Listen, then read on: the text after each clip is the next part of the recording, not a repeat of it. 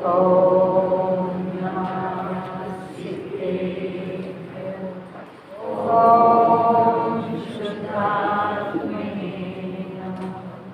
नमो हरिहंताय, नमो सिद्धाणं, नमो आर्यज्ञानं, नमो वज्रायाणं, नमो लोके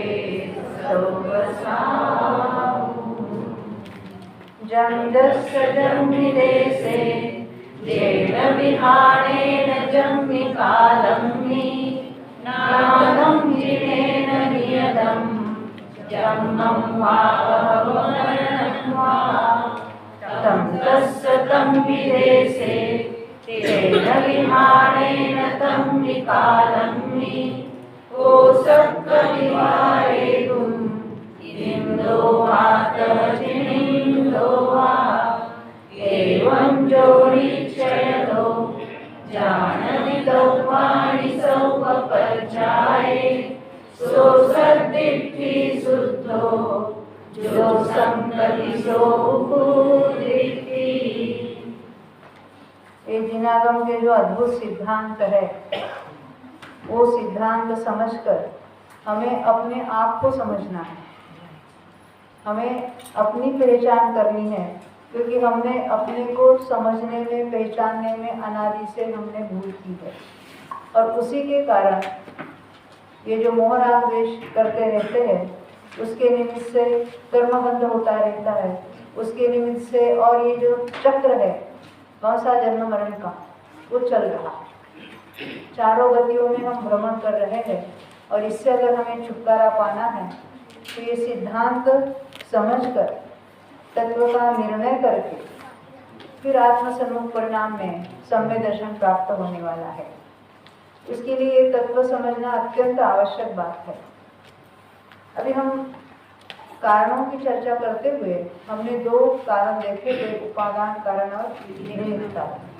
सच्चा कारण तो उपादान कारण ही है, फिर भी हम निमित्त की चर्चा पहले करेंगे, क्योंकि उसके बारे में बहुत भ्रमणा चलती है। तो निमित्त किसे कहना हमने देखा था, किसको याद है परिभाषा यहाँ पर? आप ही बताएंगे, बोलो।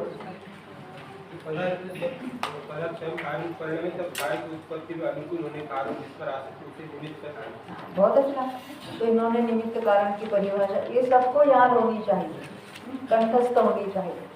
हम हर एक को नहीं पूछेंगे, आप स्वयं रिपीट करके अपने आप नक्की करना कि अपने याद हो गई कि नहीं हो गई।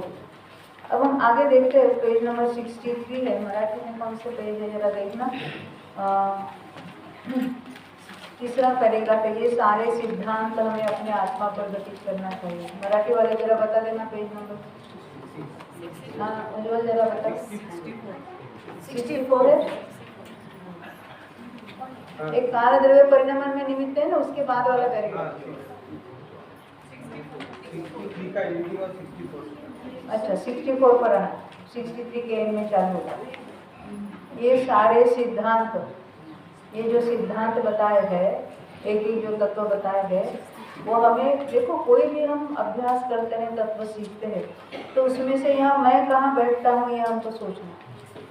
हर एक चीज को अपने आत्मा के सम्मुख होने के लिए, अपने आत्मा को समझने के लिए, उसकी तरफ आने के लिए वो कैसे कार्यकारी है, इस बात की अगर हमको आदत हो जा रही है, तो ऐसे केवल हम जानकारी, इंफॉर्मेशन के लिए इंफॉर्मेशन नहीं लेनी है, ये इंफॉर्मेशन लेकर अपने पर कैसे अप्लाई करना है, ये ट्रिक हमें मालूम होनी चाहिए।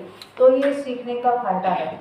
नहीं तो हमने अन्य विषय पढ़े, वैसे ये भी पढ़ लिया, और हमने पढ़ लिया, याद कर लिया, शब्द ज्ञान कर लिया, उससे कुछ फायदा होने वाला नहीं है।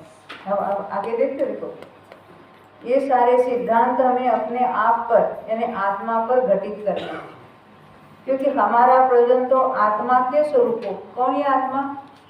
मैं आत्मा यानी स्व, आत्मा का ही अर्थ होता है स्व, तो अपने पर घटित करना। अब आत्मा के स्वरूप को जानना है। हमारे ज्ञान, दर्शन, चारित्र आदि, यहाँ 3 मुख्य नाम लिए हैं। परंतु गुण कितने हैं हमारे में? अनंत। कितने अनंत है? कौन से नंबर पर अनंत था वो?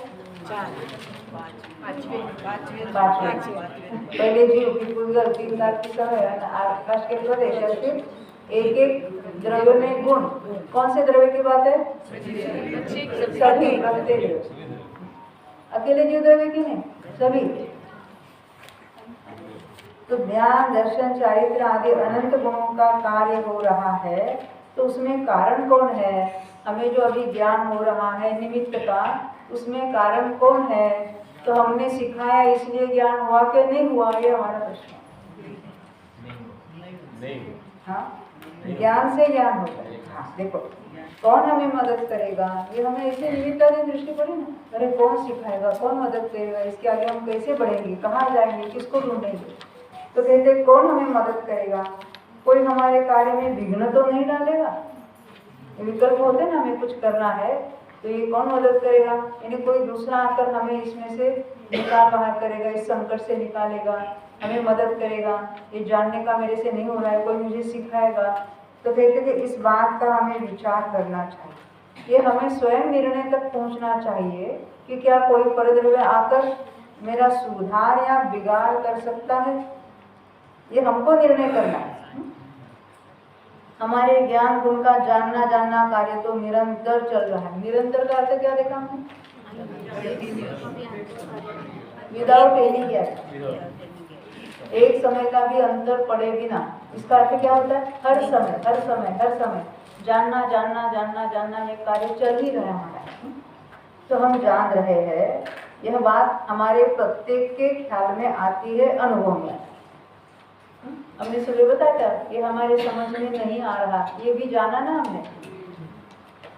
तो ये हमारा जानने का कार्य हर समय चल रहा है, परंतु आज तक अज्ञानी जीव की ऐसी ही मान्यता हो रही, क्योंकि जिसकी खोटी मान्यता है उसी को अज्ञानी कहा जाता है। तो क्या मान्यता है उसकी? कि सामने वस्तु है इसीलिए मुझे ज्ञान हो रहा है। सामने जिसका ज्ञान करते हैं उसको क्या कहते हैं? ज्ञेय।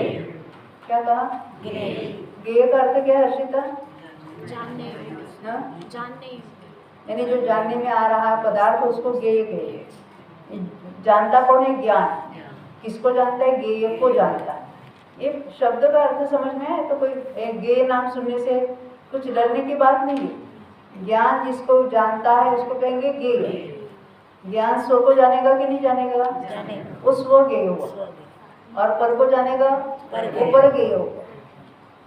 तो कहते कि सामने वस्तु है इसीलिए मुझे ज्ञान हो रहा है, ज्ञेय के कारण ज्ञान हो रहा है। सुबह मैंने पूछा था घड़ी से ज्ञान हुआ कि नहीं हुआ, तो देखो उसका उत्तर है आगे। ज्ञान की प्रत्येक पर्याय ज्ञान गुण का कार्य, क्योंकि उस जानने रूप कौन परिणमित हुआ है? ज्ञान गुण। आत्मा ही परिणमित हुआ है। हम गुण की अपेक्षा बात कर रहे हैं, तो ज्ञान गुण जानने रूप परिणमित हो रहा है। तो जानने रूप परिणमित होते होते ज्ञान गुण नष्ट हो जाता है ना, थोड़ा परिणमन और थोड़ा क्या होता है? वो तो त्रिकाल कायम रहकर वो जानना अवस्था रूप से चलती है बात। तो कहते और उसका कर्ता ज्ञान गुण है, जानने रूप पर्याय है, उसका कर्ता वो पर्याय रूप परिणमित होने वाला कौन है? ज्ञान गुण स्वयं, वह उपादान कारण है। ज्ञान गुण के अलावा अन्य कोई भी इस ज्ञान पर्याय का उपादान कारण नहीं है। क्या हमने ऐसा माना? अरे प्रकाश नहीं होगा तो कैसे ज्ञान होगा? ये अंधेरे में कैसे ज्ञान होगा? सामने वस्तु नहीं तो हमें कैसे ज्ञान होगा? कोई हमको पढ़ाएगा नहीं तो कैसे ज्ञान होगा? ये क्या है? ये से ज्ञान होता है हमारी मान्यता है। निमित्त से परद्रव्य का कार्य होता है हमारी मान्यता है, इसीलिए ऐसा लगता है। परंतु तुम ही सोचो, क्या सचमुच तुम ऐसा ही मान रही हो? क्योंकि हमारी मान्यता में क्या चल रहा है वो बात यहाँ कुछ एग्जाम्पल्स दिए आपको। सामने पुस्तक है इसलिए ज्ञान हुआ, गुरु से ज्ञान हुआ, प्रकाश है इसलिए ज्ञान हुआ। क्या हम ऐसा नहीं मानते हैं? अंधेरे में ज्ञान कैसे हो सकता है? आगे की बात, मुंह में गुलाब जाम रखा इसलिए उसकी मिठास का ज्ञान हुआ, बिना उसके तो पता नहीं चला। कभी कभी क्या है रसोई में, अरे हमने नमक डाला कि नहीं डाला याद नहीं आता, तो थोड़ा चक्कर दे, तो चक्कर देखा इसीलिए ज्ञान हुआ कि नहीं हुआ? चश्मा लगाने से ज्ञान हुआ, ऐसी ही प्राय बहुतांश ऐसी अनेक लोगों की मान्यता दिखाई देती। ये कहने का निषेध नहीं, मान्यता की बात चल रही है, मान्यता की बात।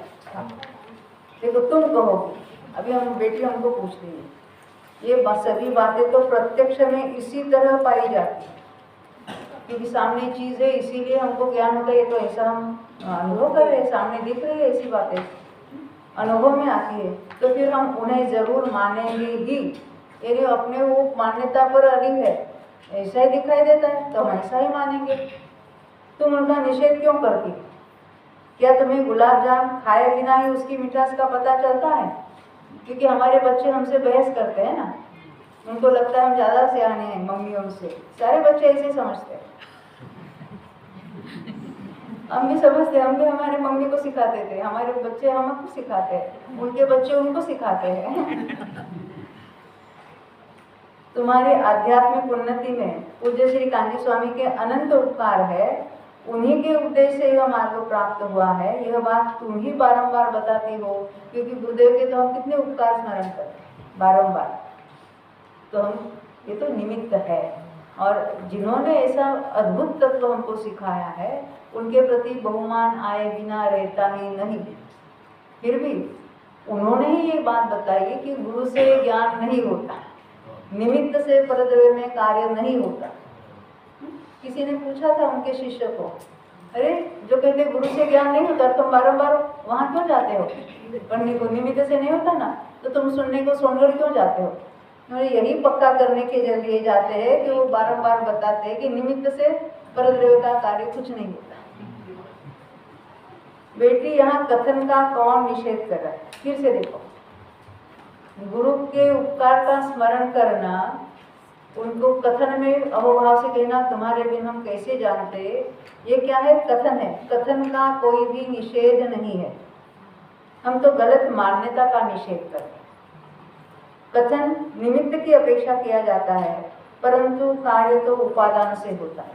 निमित्त का नाम लेकर उससे कार्य हुआ, ये कहना, ये कहने की पद्धति है, इसको व्यवहार कथन कहते हैं, इसको उच्चार कथन कहते हैं।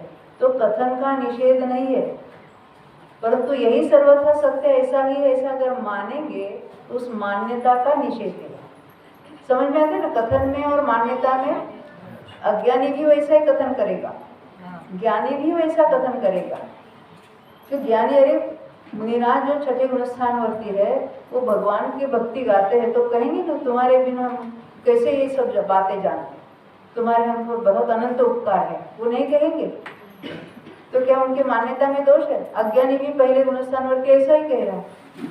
तो दोनों का कथन वही होने पर भी दोनों के मान्यता में जमीन आसमान का फर्क है। ये मान्यता की बात लोगों के ख्याल में नहीं आती, और वो क्या दशा सुधारने की कोशिश करते हैं। नहीं समझे? दिशा तो गलत है और दशा सुधारने की कोशिश करते हैं, मिथ्या मान्यता कायम रखते हैं, और ऊपर क्या करते हैं? मैं एग्जाम्पल बताती हूँ आपको। तो छोटे छोटे बच्चे सबको आप जानते हैं। तो बच्चा खेल रहा था बाहर और गिर गया, कीचड़ लगा, कुछ अंदर कांच घुस गई। तो क्या किया? मम्मी ने आके उसको देखा, अरे अरे इतना कुछ हो गया, अंदर कुछ गया है, तो उसके ऊपर पट्टी लगा दी और बल अच्छा पैक कर दिया। अच्छा गया ना पल्ले? अच्छा ऐसे ही करते हैं। तो क्या करते पहले? अरे वो अंदर का पहले जो कुछ फॉरेन बॉडी को निकाल बाहर कर देते हैं, और फिर उसको स्वच्छ करते हैं, जख्म बराबर अच्छी तरह से धुलते उसको, और फिर उसके ऊपर पट्टी विट्टी लगाते। क्यों? और उसके अंदर कोई जर्म नहीं जाए, कोई धूल मिट्टी नहीं जाए, इसलिए। तो हमने क्या किया? वो अंदर ही रखा और उसके ऊपर पट्टी लगा दी। तो क्या हुआ? वो जो जर्म्स है उसको अंदर पनपने के लिए फेवरेबल कंडीशन हो गई, या ग्रीन हो जाएगा, अंदर पक जाएगा, सड़ जाएगा। ऐसे हमने क्या किया? मिथ्या मान्यता कायम रखी और ऊपर काहे की पट्टी लगा दी? व्रतों की। और मान लिया हम पांचों गुणस्थान वर्ती है, मुनिराज है, वो सारे व्रत वगैरह वैसे उनके कर रहे हैं, अन्य अंदर वो मिथ्या मान्यता है। और मान लिया मैं समय दृष्टि हूँ, मैं मुनिराज हूँ, तो क्या हो गया? वो मिथ्या तो और अंदर पनप लेने लगा, और उसको चांस ही नहीं है, क्योंकि उसने मिथ्यात्व चलते हुए भी अपने को ऊपर के गुणस्थान वाला मान लिया। तो उसको मिथ्यात्व में से बाहर आने का चांस कहाँ है? नहीं। तो पहले दशा सुधारने का उपदेश नहीं है, दिशा सुधारने का उपदेश। देखो आप भाई साहब साउथ में चले गए, आपको जाना था नॉर्थ में, उत्तर दिशा में, और आप 300 माइल साउथ में चले गए, तो आप फिर उत्तर की तरफ जाना है तो 300 माइल वापस आना पड़ेगा, तभी तो उत्तर दिशा में जाओगे ना। भाई साहब कहाँ गए? आप क्या करेंगे? तो हर्षा आप क्या करेंगे? मुड़ गए 90 डिग्रीज में, 180 डिग्रीज में मुड़ जाओ। अच्छा वही बोल रही थी, हाँ क्या? वापस से उतना पीछे आएंगे, पीछे आना पड़ेगा वापस से। आप क्या कहते? उड़ जाने। उत्तर दिशा की तरफ जाने के लिए क्या करना पड़ेगा?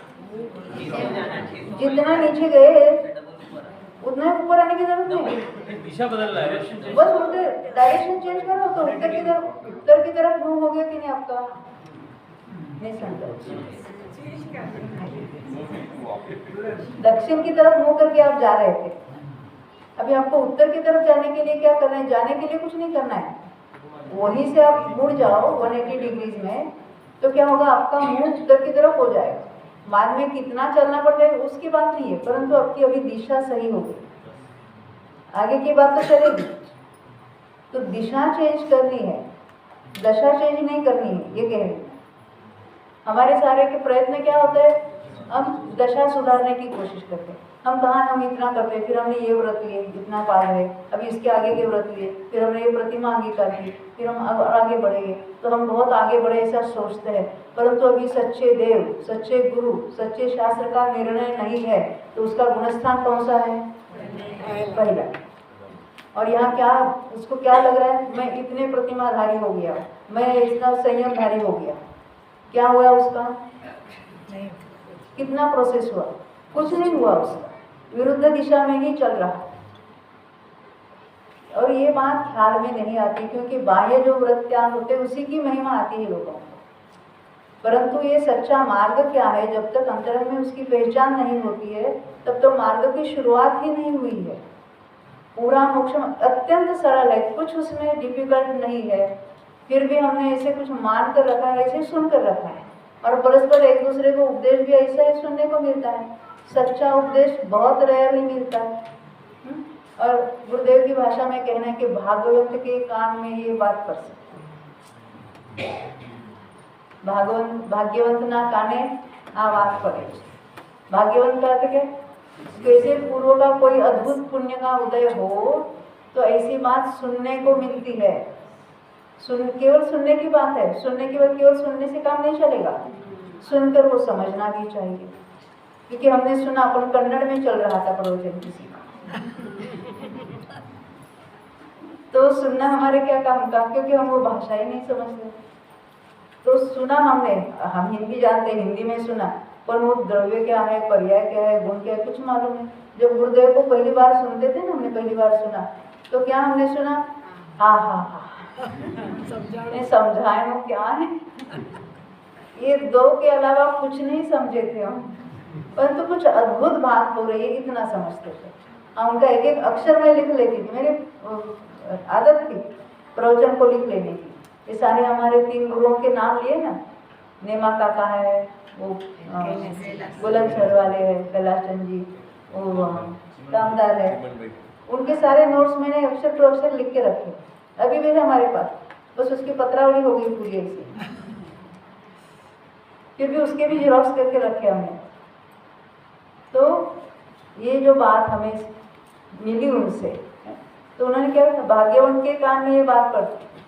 तो अगर हम समझेंगे ही नहीं, क्योंकि गुरुदेव ने जो अभी तो उनका सारा ही आगम हम पढ़ते हैं, उनके अभी तो वर्ड टू वर्ड लेक्चर भी पढ़ते हैं, उसका एक एक शब्द का भाववासन यहाँ होता है, परंतु उस जमाने में तो कुछ नहीं समझते थे। उनके शिष्य जो बाबूभाई मेहता है, हुकुमचंद मारियल है, नेमीचंद पाटनी है, नेमा काका है, ज्ञानचंद जी पंडित, इन सबसे हमने जब सीखा शुरू से, द्रव्य क्या है, गुण क्या है, पर्याय क्या है, और ये सारे सिद्धांत सीखे, तब बात पता चली कि गुरुदेव क्या कहना चाहते हैं। उनके तो प्रवचन में तो पूरा का पूरा खजाना खुलकर रख दिया है उन्होंने, कुछ बाकी नहीं रखा है, मगर वो समझने की पात्रता यहाँ तैयार होती है, वो समझ में बात आ रही है, ख्याल में आती है बात। तो यहाँ क्या कहते देखो, तो यहाँ कहते कि गुरु का अपने हम बहुमान करते हैं, उपकार स्मरण करते हैं, उस कथन का निषेध नहीं है। निषेध किसका हो रहा है? निमित्त से कार्य होता है, गुरु से ज्ञान होता है, सामने वाली चीज है इसलिए मुझे ज्ञान हो रहा है, इस मान्यता का निषेध हो रहा है। देखो नीचे नेक्स्ट पैराग्राफ। हमें तो ऐसे गुरु मिले, यहाँ गुरु का कहने का अर्थ देव गुरु शास्त्र वाले गुरु नहीं। कांजी स्वामी जी हो गए, वो कैसे, उनको विद्या गुरु, उन्होंने हम आगम की विद्या सिखाई, अध्यात्म की विद्या सिखाई। अध्यात्म कैसे पढ़ना, कैसे सुनना, कैसे आत्मसात करना, कैसे आत्मा का अनुभव करना, ये बात उन्होंने हमें सिखाई। इसलिए हमको उनको गुरु कहते हैं। तो जैसे हम स्कूल में गुरु जी कहते हैं, वैसे हमारे विद्या गुरु हैं। तो उनको किसी किसी को गुस्सा आता है उनको स्वामी कहने से, निषेध कर देते हैं। स्वामी क्यों कहते हैं, पंडित क्यों नहीं कहते उनको? अरे वो बाल ब्रह्मचारी, उनको स्वामी जी कहते हैं। जो बाल ब्रह्मचारी हुए उनको स्वामी कहने की पद्धति है, और ये तो नाम निक्षेप है उनका, उसको स्वामी कहने। अभी कोई अपने बच्चे का नाम सर्वज्ञ रखता है, तो क्या आप उसका निषेध करेंगे क्या? सुने ना आपने, तो किसी का नाम संयम है, किसी का नाम सम्यक है। कहाँ गया सम्यक? गया घर। तो क्या वो तो नाम से हम किसी व्यक्ति को कह सकते हैं, उसका निषेध योग्य नहीं है। देखो देखो, उन्होंने बार बार कहा था, ये किसकी बात हो रही है?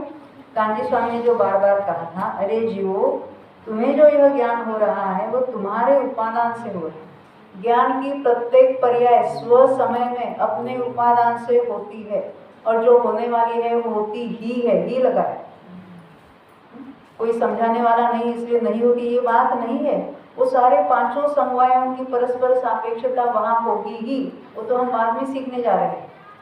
समवायों की बात अभी अपनी दूर है, उसके पहले ही सारे निमित्त, नैमित्तिक संबंध, उपादान, उसकी चर्चा करेंगे और बाद में उस विषय पर जाएंगे। देखो, तुम्हें जो यह ज्ञान हो रहा है वह तुम्हारे उपादान से हो रहा है।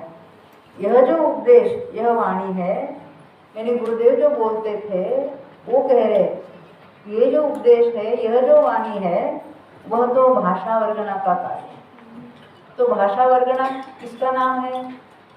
कौन सा द्रव्य है वो? उद्गत द्रव्य। मैं उसका कर्ता नहीं हूँ। जिस गुरु ने 45 वर्ष उपदेश दिया था, हे शिष्य, गुरु से ज्ञान नहीं होता, तेरी निमित्ताधीन दृष्टि छोड़। निमित्ताधीन दृष्टि का अर्थ है मान्यता। निमित्ताधीन यानी निमित्त से ही कार्य होता है, यह मान्यता छोड़ दे, ऐसा कह रहे। तू स्वयं स्वतः सिद्ध परमात्मा है। क्या कहा? स्वतः सिद्ध है, बना है ऐसा भी नहीं कहा है। कब से है? अनादि से है। और कब तक रहने वाला है? ये परमात्मा। आप कहेंगे, हम कहेंगे परमात्मा। लोग कहते थे, अरे परमात्मा की बात हमने तो मानसाई तो सिखवा दो, यानी हमको मनुष्य तो होने दो, पहले मानवता तो सीखने दो।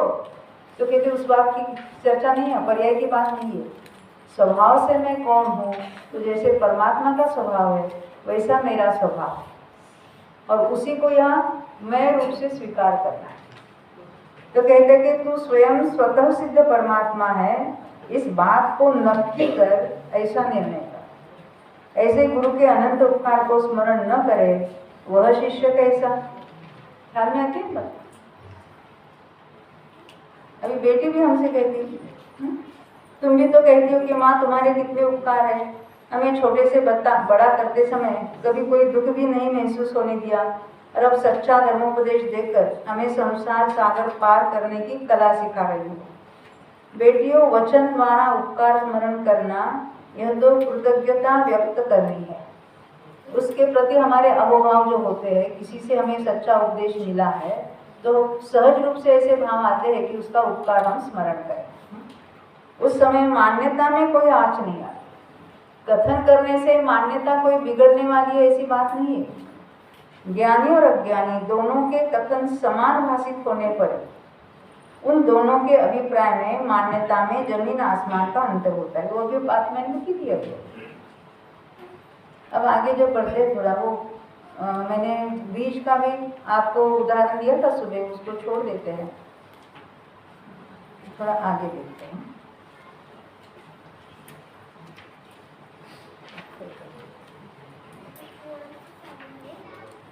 देखो नेक्स्ट पेज पर हो आते, 66 पेज पर।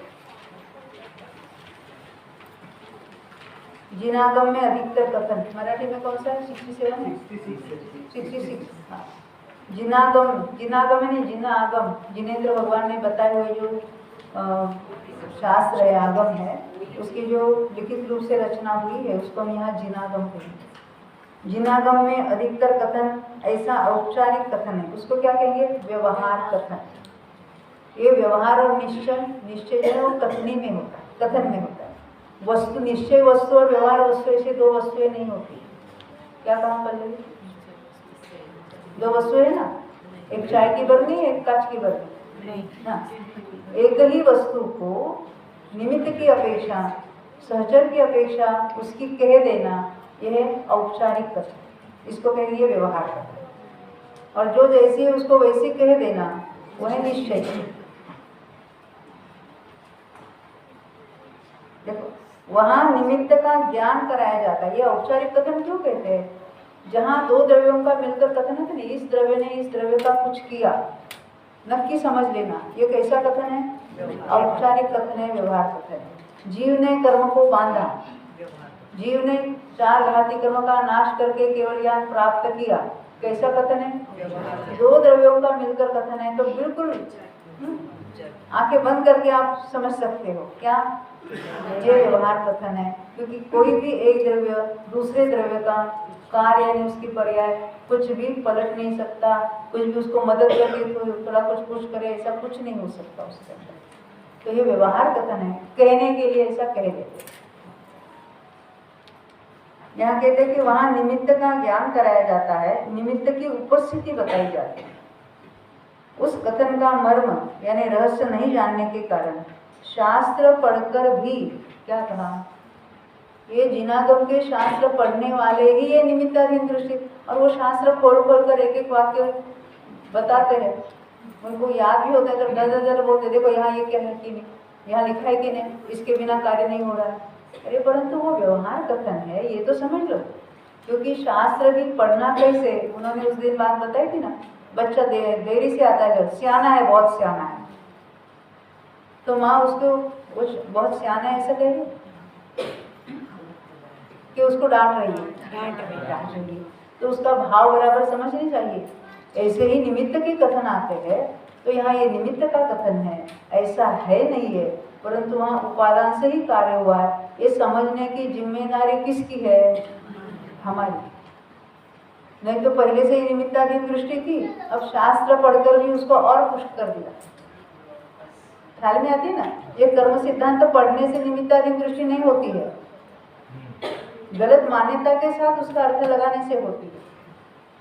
नहीं तो कितने ही हमको ऐसे मिलते हैं कि कर्णान योग का बिल्कुल निषेध ही कर देते, कर्णान योग पढ़ना मत।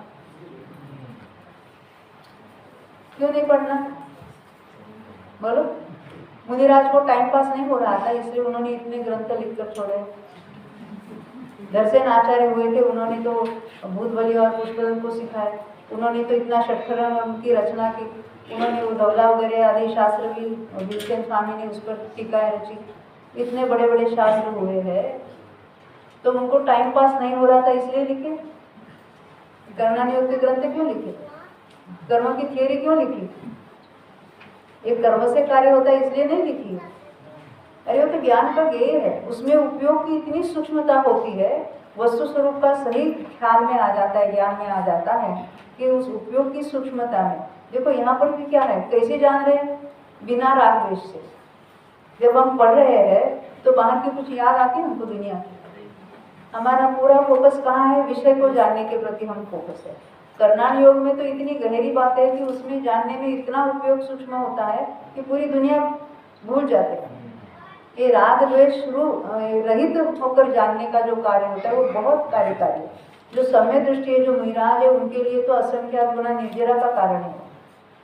पढ़ने से नहीं होता है, वो जो उपयोग की विशुद्धि हुई है, वहाँ पर निर्मलता हुई है, तत्व ज्ञान की निर्मलता होती है, उसके कारण ये कार्य होता है।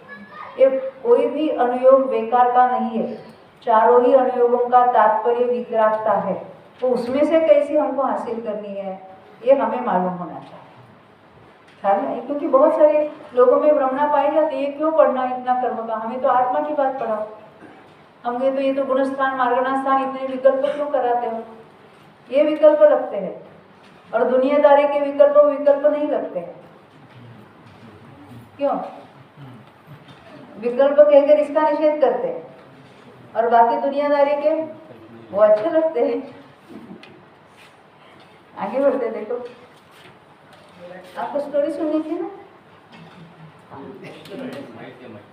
हाँ, आप प्रश्न है कोई? हाँ जरा पूछो, माइक पर बोलना, माइक पर बोलनी है। समझ लो कोई जीव किसी ध्येय को सामान्य अवलोकन करता है, बिल्कुल मतलब राग द्वेष उसके मन में कुछ भी नहीं, मतलब सामान्य अवलोकन हो रहा है, तो उसकी अवस्था जो है वो निर्विकल्प कही जा सकती है। देखिए, आपका कहना कोई भी जीव सामान्य अवलोकन कर रहा है, आप सामान्य अवलोकन का आपको अवभाषण होता है? हो भी रहा है, समझ लो कि भाई क्या हो रहा है? कुछ भी मतलब राग द्वेष नहीं। आपको लगता है राग द्वेष नहीं हो रहा है, क्योंकि मोटे तौर पर राग द्वेष है वो नहीं हो रहा है, ऐसा आपको लगता है, ऐसा लगता है, क्योंकि ज्ञान गुण का कार्य हो रहा है, तो चारित्र गुण का कार्य देश हो गया है। चारित्र गुण जब तक समझ नहीं हुआ है तब तक चारित्र गुण का कार्य क्या चलेगा? राग या द्वेष। राग में भी शुभ राग या अशुभ राग, वो तो चलते रहेंगे, भले वो मंद हो गए, मंदे ने आपके पकड़ में नहीं आए, ऐसे भी हो सकते हैं, ये लगता है। परंतु जहाँ बुद्धिपूर्वक चल रहे, उपयोग जब पर की तरफ है तो अबुद्धिपूर्वक की बात नहीं, वहाँ बुद्धिपूर्वक भी हो रहे हैं। आपके उसके लगता है, आपको ऐसे लगते है शांति, बहुत शांति। क्या किया आपने? यहाँ बता दिया सबको, यहाँ किसी आपस में बात नहीं करना, मौन से रहना, मोबाइल पर बात नहीं करना, मौन से रहना, बिल्कुल शांति से रहना। तो वैसे भी शांति रहने वाली है, घर की खिटपिट नहीं है, मोबाइल को देखने की आकुलता नहीं है, कहाँ क्या हो रहा है, कब में क्या कॉल करेगा, क्या है, और शांति से रहना है, खाना पीना मिल रहा है, तो ऐसे भी शांति मिलने ही वाली है।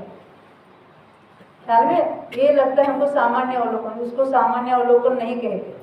जो दर्शनोपयोग रूप है वो तो दर्शनोपयोग रूप, मैंने कहा आपको कल बताया था, आपके ख्याल में नहीं आता वो दर्शनोपयोग चल रहा है, उसको निर्विकल्प नहीं कहते।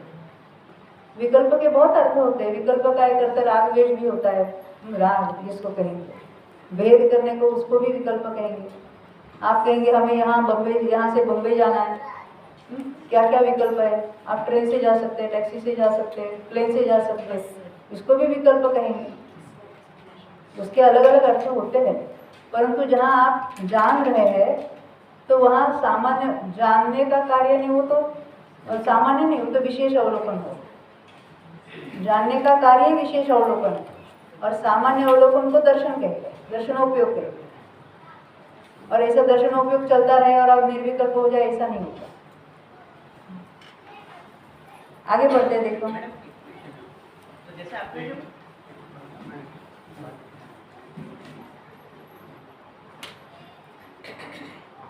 आपने जो द्रव्यानुयोग का जो एग्जांपल दिया, आप बता सकते हैं कि दूसरे अनुयोग को हम कैसे आत्मा से जोड़ सके, थोड़ा डिटेल में? इसके लिए उस अनुयोग का भी अभ्यास चाहिए। अभी आप हमारी अभी स्टार्टिंग में तो हमारी 4 पुस्तक है, उसको तो पढ़ो, तो उसके बाद आपके एक एक प्रश्न का उत्तर भी मिल जाएगा, क्योंकि हमारे कर्णानुयोग के हर विषय में हम आत्मा की तरफ कैसे आना उसको सिखाते हैं, और इस जितना हो सके हम बताएंगे। परंतु ये चारों अनुयोगों का अभ्यास करते करते आत्मा की तरफ, कोई भी सिद्धांत लो, आत्मा की तरफ कैसे आना, वही वो सिद्धांत का तात्पर्य हो सकता है, और उसके लिए थोड़ा अभ्यास चाहिए। 1-2 घंटे में, अभी तो आपको पारिभाषिक शब्द भी मालूम नहीं है, इस 7 तत्वों के नाम, उसके डिटेल्स अगर मालूम नहीं है, 6 द्रव्य उसका स्वरूप, उसकी बात अभी पता नहीं है, तो ये आगे की बात हम कैसे समझेंगे? मैंने बोला ना, प्रत्येक अपनी साइंस की अपनी टर्मिनोलॉजी होती। शुरू में जब हमने धौला, ऐसा हमने अनाउंस किया था हमें कि हम कल से धौला सिखाएंगे, यानी 2-4 दिन के बाद धौला सिखाएंगे। धौला नाम का अपना कर्णानुयोग का महान ग्रंथ है, 16 पुस्तक है उसकी, जय धौला की 16 पुस्तकें, और महाधौला है, महाभूमिक भी 7 पुस्तकें। जब हमारे यहाँ एक स्वाध्यायी है डॉक्टर विसारिया, उनको पता चला यहाँ धौला का स्वाध्याय होने वाला है, तो उन्होंने कहा आपके घर की इतनी छोटी सी पाटली जितनी मुझे जगह चाहिए। उन्होंने बोला क्यों? नहीं, मैं कुछ लाना चाहती हूँ। क्या लाना चाहती हूँ? मैं यहाँ कंप्यूटर लाना चाहती हूँ। आपका ये जो प्रवचन आपके जो होंगे वो हमको रिकॉर्ड करना है, क्योंकि न जाने फिर ये बातें कहाँ रह जाएगी, इसे ऐसा बताने वाला कौन मिलेगा। तो उन्होंने कंप्यूटर लाया घर में। तो बोला मैडम इसको कैसे चलाना? हाँ, उनके अपने खर्चे से। हाँ, तो हमने बोला इसको चलाना कैसे? हम कभी देखा ही नहीं, कैसे ऑपरेट करना है, क्या करना है, कुछ भी मालूम नहीं उसके बारे में। नहीं, मेरा लड़का आएगा और आपको सिखाएगा। तो लड़का आया, उसने बोला ये विंडो है ना, तो हम खिड़की की तरफ देखने लगे यहाँ की विंडो है। फिर अभी ये ऐसा ऑन करना, ये माउस पकड़ना हाथ में। तो हम चिल्ला गए एकदम, अरे माउस और उसको हाथ में पकड़ना, क्या बात कर रहे हैं। तो उसकी अपनी टर्मिनोलॉजी अलग है। फिर कहने लगे ये सीडी बर्न कैसे करना वो मैं आपको बताता हूँ, क्योंकि जलाने बिलाने की बात वो घर के बाहर करना, घर में नहीं। ऐसे हर एक की जो टर्मिनोलॉजी है, वैसे द्रव्य गुण पर्याय कहो या अन्य भी जो कोई उपकार की बात है, निमित्त की बात है, लौकिक में भी ये शब्द हम वापरते हैं, परंतु यहाँ उसके कुछ अलग अर्थ है, उसका मीनिंग अलग होता है। वो जब तक हमें वो टर्मिनोलॉजी से हम परिचित नहीं होते हैं, तो उस टर्मिनोलॉजी में, उस पारिभाषिक शब्दों में जो हमें रहस्य बताए हैं पूरे जिनागम के, अपने आत्मा को कैसे पहचाना, उसके रहस्य बताए, वो कैसे आपको समझाए। जितना हम आगे बढ़ेंगे एक एक टर्मिनोलॉजी में, वैसा वैसा आपको भी बताने का हमारे भी लिमिटेशन यानी मर्यादा थोड़ी बढ़ जाएगी, तो अच्छी तरह से हम बता सकते हैं। इसीलिए 7-8 दिन की कंडीशन क्यों रखी हमने, इसमें थोड़ा तो विषय आगे बढ़ेगा। इसीलिए ख्याल में आपका प्रश्न सही है, क्योंकि ये हमें रुचि होनी आवश्यक है कि हम कैसे एक एक अनुयोग पढ़कर उसके माध्यम से अपनी आत्मा की ओर आना चाहिए। ये हमने गुरुदेव से सीखा है। गुरुदेव के हर प्रवचन में ये बात आती है कि कैसे आत्मा के अनुभव करने के लिए वो सिद्धांत कार्य करता है, उसके लिए थोड़ा अभ्यास चाहिए। देखो अभी आगे बढ़ते थोड़ा, हमने उनको शौर्य को बताया था, कुछ स्टोरी सुनाएंगे। अब स्टोरी तो वो कल भी बताएंगे, शाम को भी बताएंगे, अब आज दूसरी कुछ इंफॉर्मेशन देते। महावीर भगवान को केवल ज्ञान हुआ। महावीर भगवान कौन है मालूम है? 24वें दिन, बहुत अच्छा। तो उनको केवल ज्ञान हुआ, समोचरण की रचना हुई। समोचरण समझते हैं?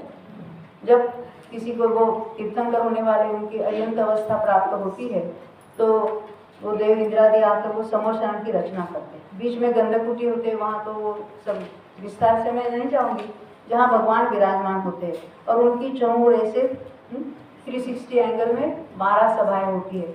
वहाँ सब लोग आते हैं, मनुष्य होते हैं, तिर्यंच होते हैं, देव होते हैं, वो सब अलग अलग कोठे में बैठते हैं और उनकी दिव्य ध्वनि खींचती है। तो लोग बहुत आतुरता से वहाँ जाते हैं कि अभी भगवान की वाणी सुनने को मिलेगी, ऐसा हो भाग्य। तो सारे मनुष्य, तिर्यंच, देव देवियाँ और ये मुनिराज भी और कितनी गारिकाएँ भी वहाँ जाकर सब इंतजार में थी कि कब उनकी वाणी खिलेगी। तो भगवान को केवल ज्ञान हुआ था। कौन से दिन हुआ था बोलो? शुभम, उज्ज्वल, आप?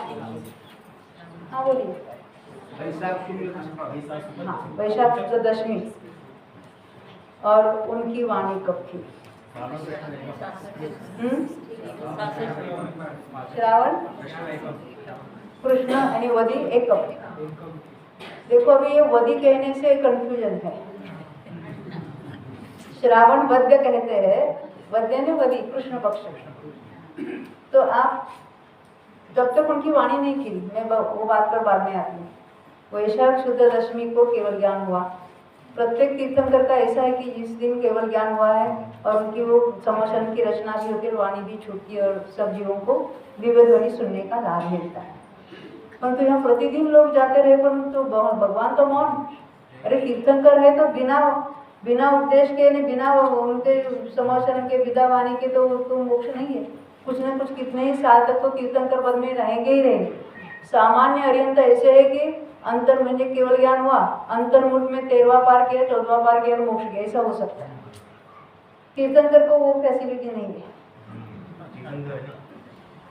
तीर्थंकर प्रकृति का बंद किया है तो उसका उदय शुरू होता है 13वें गुणस्थान में। तो कुछ साल तक तो उनका समोचरण चलेगा, उनकी ध्वनि छूटेगी, उनकी वाणी खिलेगी, पर जितनी आयु शेष है वो अंतर्मुख 14वें का काल छोड़कर उतने काल तक तो उनके वो तो वाणी खिलती रही। तो इनके 1 दिन हुआ, 2 दिन हुए, 3 दिन हुए, कितने दिन हुए? 66 दिन हुए, तब तक वाणी नहीं खिली। तो 66वां दिन कौन सा था? श्रावणवरी एकम। तो काउंट करो, बताओ 66 दिन कैसे हुए? हाँ, वैशाख शुद्ध दशमी से आप श्रावणवदी कहो, हम क्या कहेंगे उसको? आषाढ़वदी कहेंगे। ये हिंदी में और गुजराती मराठी में ऐसा है। जिसको आप वद्य पक्ष कहते हैं ना, श्रावण वद्य कहते हैं। आपका वद्य पक्ष पहले आता है, फिर शुद्ध पक्ष यानी शुक्ल पक्ष आता है। और मराठी वाले और हिंदी वाले जो पंचांग हम जो बोलते हैं, तो पहले शुक्ल पक्ष, शुक्ल प्रतिपदा से महीना शुरू होता है, फिर पूर्णिमा आती है और फिर वद्य पक्ष आता है। इसलिए आप देखो पुरानी पूजाएं निकाल कर भी देखिए, यहाँ की जो छपी है गुजराती मराठी में, तो वहाँ वो 1 महीने का डिफरेंस कब होता है? कृष्ण पक्ष में और शुक्ल पक्ष में दोनों का कथन समान होता है। कथन में भेद है, दिन तो वही है। ख्याल में है दिन भर। तो वैशाख शुद्ध दशमी, उसके बाद क्या आने वाला है? ज्येष्ठ तो पहले आ चुका, चैत्र वैशाख ज्येष्ठ आषाढ़ फिर श्रावण है ना। तो वहां तक तो 66 दिन हो चुके। तब क्या हुआ कि इंद्र को ऐसा विकल्प आया कि इतनी वाणी नहीं छूट रही, क्या कारण है, क्या कारण है? तो उन्होंने सोचा, विज्ञान से सोचा कि कोई ऐसा पात्र जीव वहाँ होना चाहिए कि जिसके निमित्त से वाणी छूटे। तो उन्होंने क्या किया? वो अग्निभूति, वायुभूति और इंद्रभूति, अग्निभूति वायुभूति, 3 वेदांत के बहुत पहुँचे हुए ऐसे गुरु थे वहाँ पर। उनका शिष्य समुदाय भी बड़ा बड़ा था, 500-500 का। तो उनके पास गए और फिर वहाँ उनको सुनाया। वो सबको मालूम है, वो 6 द्रव्य, 7 तत्व, 5 अस्थिकाएं वगैरह क्या है वगैरह 9 पदार्थ। उनको पूछा, किसने पूछा? तो मेरे गुरु हैं, तो मैं उनसे बात करूँगा करके उसको वो लेके आया उस बहाने से। और फिर मानस स्तंभ देखा तो मान गल गया। फिर अंदर गए और भगवान के सामने स्वयं दीक्षित हो गए, भगवान के सामने। और तब जाके उनको 7वां गुणस्थान प्रकट हुआ, मन पर ज्ञान प्रकट हुआ और फिर उनके निमित्त से वाणी छूटी। तो मेरा ऐसा प्रश्न है, वो इंद्रभूति तो वेदांती था, गृहीत मिथ्यात्व था, उसको सम्य दर्शन होने में भगवान की वाणी निमित्त हुई कि नहीं हुई? सुरेंद्र भाई, हाँ कहते, आप क्या कहते हैं? निमित्त ही कह रहे हैं हम कहाँ कह रहे उपादान? बोलो चेतन, खिरने पर की बात कर रहे हैं ना? नहीं तो हाँ वही कह रहे हैं, भाषा वर्णन वाणी, हम उसी को कह रहे हैं ना, वाणी भगवान की वाणी ने भाषा वर्णन की बात कर रहे हैं। तो वो निमित्त रूप से उनको सम्य दर्शन होने में निमित्त हुई कि नहीं हुई है मेरा प्रश्न है। क्यों नहीं?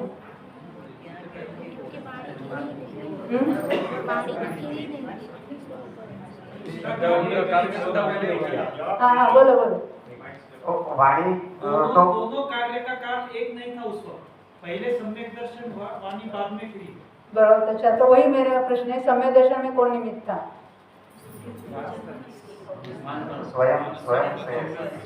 स्वयं क्या? स्वयं से सम्यक दर्शन उपादान है। बिल्कुल स्वयं से ही होता है, पर हम निमित्त की बात करें, निमित्त भी होता ही है ना। निमित्त तो महावीर भगवान में, निमित्त में देशना होगी कि नहीं होगी? हाँ, तो किसकी देशना? महावीर भगवान की देशना निमित्त नहीं थी, क्योंकि उनके गंधर्व होने के बाद ही उनकी वाणी की देशना निकली।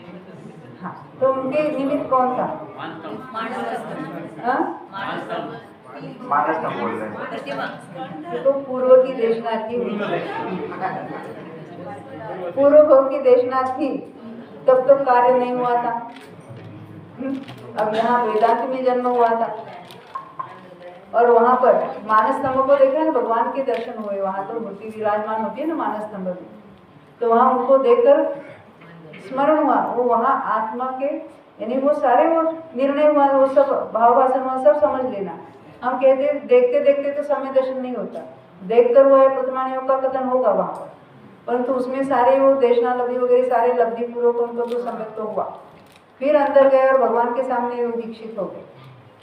और ऐसा नियम है, जो भगवान के सामने साक्षात दीक्षित होते हैं ना, वही गणधर होते हैं, उन्हीं के निमित्त से वाणी के लिए। वहाँ तो पूर्व से ही दीक्षित ऐसे तो, क्योंकि पार्श्वनाथ के बाद महावीर का काल बहुत बड़ा नहीं था, 250-300 साल का चलता था, 250 का, तो वहाँ तो कितने मुनिराज वहाँ थे, उनके निमित्त से तो वाणी नहीं की। तो वहाँ मस्करी गोशाल नाम के थे, वो महावीर भगवान पार्श्वनाथ के गणधर के डायरेक्ट शिष्य थे, कट्टर शिष्य थे। क्या कहा? पार्श्वनाथ भगवान के गणधर के शिष्य डायरेक्ट, और वो यहाँ विराजमान थे। क्या प्रश्न है? कार्य वर्तमान में हुआ तो निमित्त भी तभी वर्तमान में ही होना चाहिए, तो पूर्व देशना कैसे? बात सही, आपका प्रश्न है कार्य वर्तमान में हुआ, कौन सा? देशना लब्धि का। देशना है वो देशना लब्धि में निमित्त है, उसको सम्यक्त्व में निमित्त कह देते हैं। क्या कहा? देशना लब्धि, ये कौन से गुण की पर्याय है? लब्धि यानी प्राप्ति, हमें कुछ उपलब्धि हुई, वो ज्ञान गुण की पर्याय। तो देशना लब्धि यानी वो ज्ञान में वो बातें आना, उसमें निमित्त कौन है? तो देशना। तो ये देशना पूर्व में जब उन्होंने सुना था, बराबर समझा था, अब वो ज्ञान की पर्याय में, अभी इसके लिए थोड़ी टर्मिनोलॉजी वापरेंगे हम, तो इसको कहेंगे संस्कार रूप से बात करते हैं, जो धारणा तक पहुंचा है। अब ये धारणा क्या बता? देखो, हमें ऐसा है कि हमें बचपन की कुछ बातें स्मरण में है, हम बहुत छोटे थे, मैं मेरी बात करती हूँ कि मुझे स्मरण है कि मैं जब तीसरी क्लास में थी, तब हम गोमटेश्वर बाहुबली गए थे, वहाँ का मस्तकाभिषेक हुआ था, वो सारी बातें बिल्कुल स्पष्ट रूप से याद। तो ये नहीं कि वो धारणा तक पहुँची थी, और वो जो है वो ज्ञान के हर एक पर्याय में संस्कार रूप से चलती है, और जब तक वो उपयोग रूप यानी हमारी स्मृति में आती है तो वो उपयोग रूप है। ऐसा भी होता है, जैसे हमारे पिताजी बचपन में बहुत बार ऐसा कहते थे, तब तक तो उसको गौर नहीं किया। अभी कभी कभी क्या होता है कि वो पिताजी के वाक्य याद आते हैं और उस पर हम विचार करते हैं। ऐसे ही जिसको पूर्वभव की देशना मिली है, वो जीव अभी उसके स्मरण में आए, भगवान का स्वरूप देखा, अरे उसके जिनबिंब देखा, ख्याल में आया, अरे ऐसा स्वरूप है भगवान का, ऐसा स्वरूप है मेरा, तो वो बातें उनके उपयोग रूप ज्ञान में आती, उसको कहेंगे वो देशना। अभी देशना लब्धि में निमित्त होती है, क्योंकि वो देशना, वो तो देशना से जो धारणा में लिया था वो संस्कार रूप चल रही थी, वो उपयोग में स्मृति में आ गई, तो उसके लिए वो निमित्त है। निमित्त नैमित्तिक हमेशा वो एक ही समय में होता है, बात सही है आपकी। तो ये देशना जो है वो 3 भौतक, उसकी कंडीशन क्या?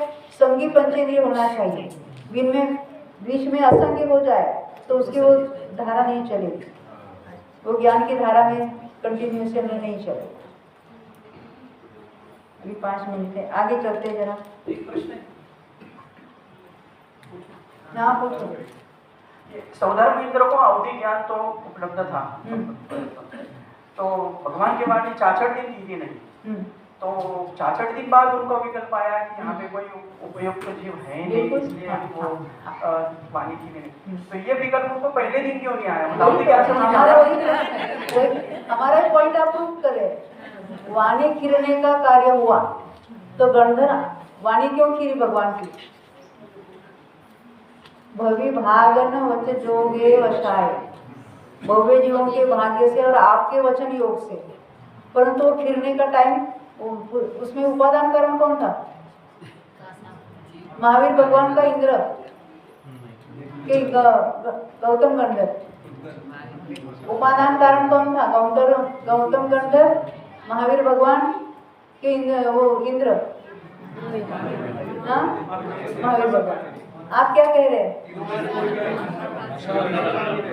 भाषा वर्ग, भाषा वर्गना स्वयं की योग्यता थी कि किस समय में उस शब्द रूप परिणमना, ओमकार रूप कब परिणमना, वो भाषा वर्गना का कार्य है, उसमें वो योग्यता रूप विद्यमान है, वो उसकी अपनी योग्यता से वो उपादान कारण है। तो भाषा वर्गना को पता चला ना कि अभी गंधर आ गए, अभी खिरना चाहिए, अभी बोलना चाहिए।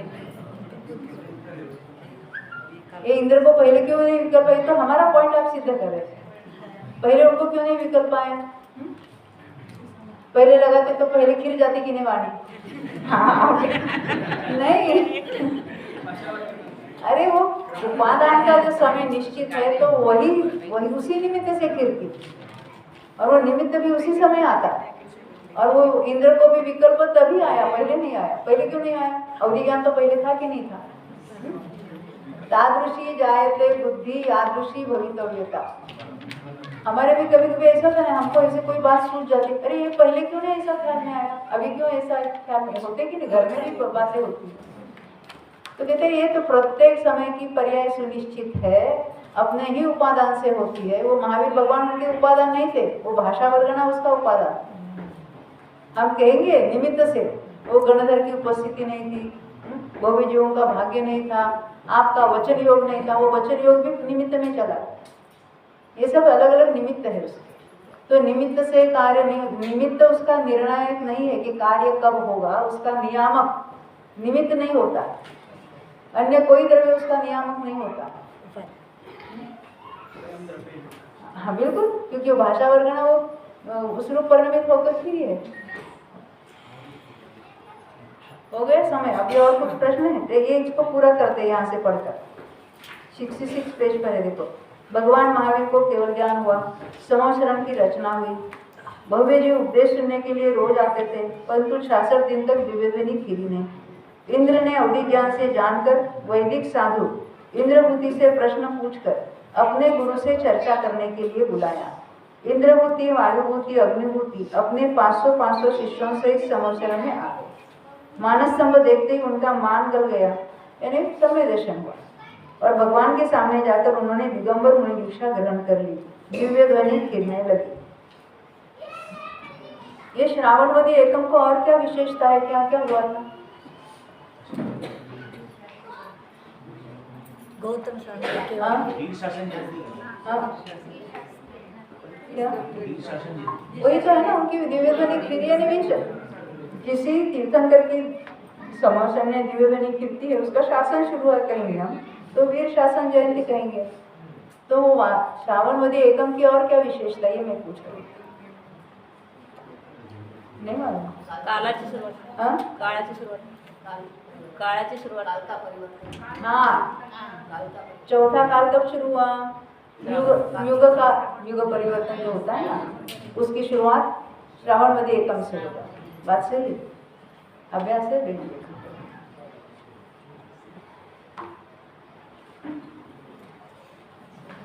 निमित्त से कार्य होता है मानने वाले लोग शास्त्र का यह कथन दिखाकर कहते हैं, देखो शास्त्र पढ़ने वाले ही ये उदाहरण देते, देखो निमित्त नहीं था इसलिए कार्य नहीं हुआ ना, निमित्त आया तभी कार्य हुआ कि नहीं हुआ, ऐसा। और सामने से पूछते हैं कि देखो निमित्त नहीं था इसलिए वाणी नहीं खिली, निमित्त हाजिर होते ही निमित्त के कारण वाणी खिली। उसको कारण कहना ये उपचार है, परंतु वाणी खिली भाषा वर्गना की अपनी योग्यता से भाषा वर्गना शब्द रूप परिणमित हुई, ये उसका उपादान कारण, और बाकी सभी निमित्त कारण। भगवान महावीर भी निमित्त में गए, वो गणधर भी निमित्त में गया, क्योंकि महावीर का वचन योग वहाँ का निमित्त रूप से है ना यहाँ। और फिर भव्य जी वहाँ बैठे, उनके भाग्य का उदय है, उनका पुण्य का उदय है, उनको वाणी सुनने को मिली। एक निमित्त भी एक ही नहीं होता, अनेक निमित्त भी होते हैं। भाषा वर्गना तो अचेतन है, गणधर के आने पर शब्द रूप होना है, इस तरह का ज्ञान तो उस जड़ वाणी में नहीं है, इसलिए गणधर आने के कारण वाणी खिली कहना कहाँ तक योग्य है। यहाँ अभी वो ओम रूप कौन परिणमित हुआ, ये प्रश्न हमको पूछेंगे हम आपको। महावीर भगवान ओम ध्वनि रूप परिणमित हुए कि नहीं हुए? नहीं। तो ओम ध्वनि रूप परिणमित कौन हुआ? भाषा। ठीक है, यहाँ भाषा वर्गना शब्द रूप परिणमित हुई, यह कार्य हुआ, उसका उपादान कारण भाषा वर्गना है। निमित्त तो अनेक होते हैं। स्तुति में भी कहा है, भवि भागन वचक जोगे वशाय, तुम धुनि है सुनि विभ्रम नशाय। ध्वनि यानी ध्वनि, आपकी ध्वनि यानी आपकी दिव्य ध्वनि सुनकर विभ्रम नशाय, विभ्रम यानी जो अज्ञान है उसका नाश हो जाता है। अर्थात भव्य जीवों के भाग्य से यानी पुण्योदय से और तुम्हारे वचन योग के वश से यानी निमित्त से तुम्हारी दिव्य ध्वनि खींची, वो भगवान की वाणी कहेंगे, वो भी उपचार का कथन है। जैसे हमारी चांदी की थाली है ना, हमारा नाम लिखते हैं, ये हमारी थाली है, वैसे वो क्या है, वाणी तो वाणी की है, वो भगवान की वाणी कहना यह भी उपचार है। जिसे सुनकर विभ्रम का अर्थात भ्रांति का मिथ्यात्व का नाश होता है। तो ये वाणी सुनने से मिथ्यात्व का नाश हुआ कि नहीं हुआ? वाणी सुनने से ज्ञान हुआ कि नहीं हुआ? क्योंकि वाणी जड़ और जीव चेतन, तो ये जड़ वाणी के कारण यहाँ ज्ञान हुआ कि नहीं हुआ, ये हमको निश्चित करना है अपने आप। जब निश्चित करेंगे तो हमारे सारे विभ्रम नष्ट हो जाए। हाल में आती बात, आगे का विषय हम शाम को चलाएंगे आगे। अभी अपना यहाँ समय हो गया है। बोलो 2400 भगवान।